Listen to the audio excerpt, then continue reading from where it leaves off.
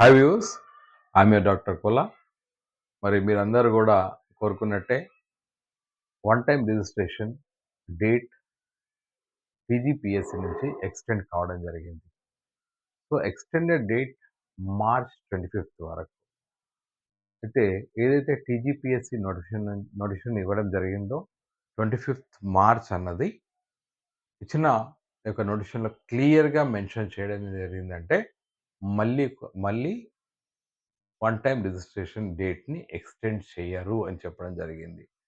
మరి ఎక్స్టెండ్ చేయడానికి కారణం ఏంటిదంటే, చాలామంది అభ్యర్థులు తమ యొక్క సర్టిఫికేట్స్ అవైలబుల్ లేకపోవడం వల్ల ఓటీఆర్ చేయలేకపోయారు. అందరి రిక్వెస్ట్‌ల వల్ల మళ్ళీ డేట్ ఎక్స్టెండ్ చేయడం జరిగింది. ముఖ్యంగా 3, 4 సర్టిఫికేట్స్ దగ్గర ప్రాబ్లమ్ వస్తుంది. ఒకటేంటంటే అభ్యర్థులు నాన్ క్రీమీ లేయర్ సర్టిఫికేట్ చాలామందికి రెవెన్యూ డిపార్ట్మెంట్ నుంచి తెచ్చుకోవటంలో జాప్యం జరిగింది. మరి దాదాపు ఇవాళటి నుంచి తీసుకున్నట్టయితే 1 మంత్ పైన ఉంది.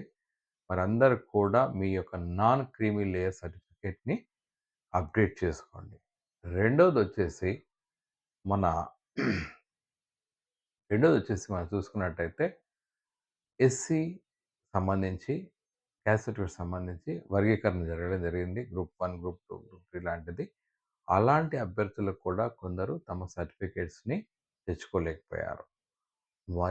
వారు కూడా మీ యొక్క రీసెంట్ ఎస్సీ కేటగరైజేషన్ అయిన తర్వాత సర్టిఫికేట్‌ని మీరు మీ యొక్క రెవెన్యూ మండలి నుంచి తెచ్చుకొని అప్డేట్ చేసుకోండి.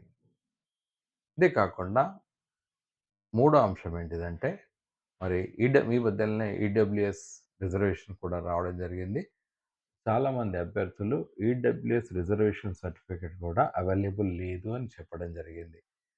ముఖ్యంగా ఈ 3 సర్టిఫికేట్ దగ్గర చాలా ప్రాబ్లమ్ వచ్చింది. నాన్ క్రీమీ లేయర్, అదేవిధంగా ఈడబ్ల్యూఎస్, అదేవిధంగా ఎస్సీ కేటగిరీలో ఏదైతే గ్రూప్ వైజ్ కేటగరైజేషన్ అయిందో ఆ సర్టిఫికేట్స్ అంటే రీసెంట్ లేకపోవడం వల్ల అప్లోడ్ చేయడంలో జాప్యం జరిగింది. కాబట్టి ఈ రిక్వజిషన్స్ చాలా వెళ్ళాయి.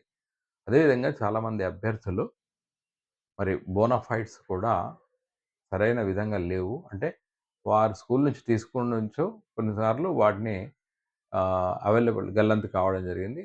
వారు కూడా మీ బోనాఫైడ్స్‌ని తెచ్చుకోండి. ఎందుకంటే మీరు తెలంగాణ ప్రాంత వాసులు అని చెప్పుకోవాలంటే లేదా డిసైడ్ కావాలంటే మీ బోనాఫైడ్ సర్టిఫికేట్స్ చాలా ఇంపార్టెంట్. మరి ఈ 4 అంశాలు అదేవిధంగా నేను ఇంతకుముందు వీడియోలో చెప్పినట్టు విమెన్ క్యాండిడేట్స్ మీ యొక్క సర్టిఫికేట్స్ కమ్యూనిటీ కావచ్చు, ఇన్కమ్ కావచ్చు, లేకపోతే నాన్ క్రీమీ లేయర్ కావచ్చు, అదేవిధంగా ఈడబ్ల్యూఎస్ సర్టిఫికేట్ కూడా మీ పేరెంట్ పేరు మీదనే తీసుకోవాలి.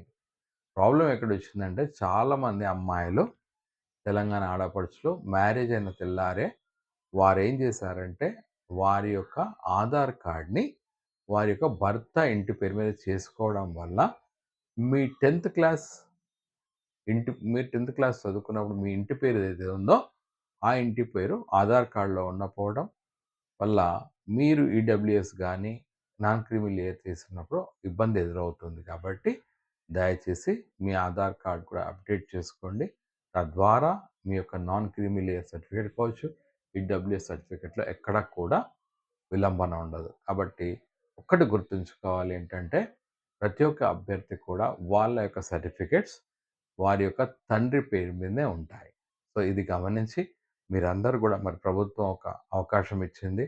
చాలామంది అభ్యర్థులు సమయానికి ఓటీఆర్ చేయలేదని. సో మార్చ్ 25 వరకు టైం ఉంది. సో మళ్ళీ ఇక్కడ ఓకే మరి చాలామందికి అవకాశం వచ్చింది ఓటీఆర్ చేయడానికని. ఒకటి గుర్తుంచుకోవాలి, మళ్ళీ 1 మంత్ దూరం నోటిఫికేషన్స్ వెళ్ళిపోయాయి.